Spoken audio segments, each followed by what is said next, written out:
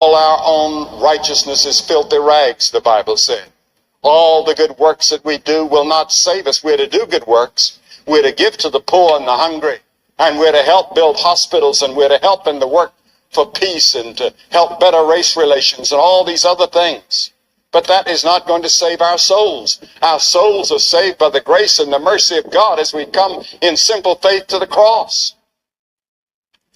Have you done that? I told last night about the preacher that came here for our School of Evangelism this week, and he was a highly educated clergyman. And he came forward one night, and the counselor was talking to him and said, "I suppose you've come to rededicate your life." He said, "No, I've come to accept Christ. I've been to school, I've been to seminary, I've been to all of that, but I don't really know Christ as my Savior." And there are many of you like that. You may be an elder in the church or a deacon or a Sunday school teacher, and we've had many of them this past week that have come and said, "I need to recommit my life to Christ." And you're one of those. And then there's some people that say, "Well, I'm self-sufficient. I don't really need Christ." There are people right here in Tallahassee. I took a tour out here of these beautiful homes that are being built.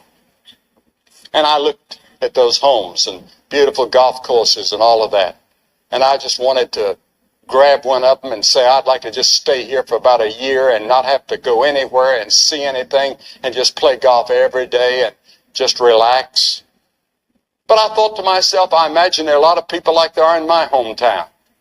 Self-sufficient. We don't really need anything. We have everything. What do we need Christ for?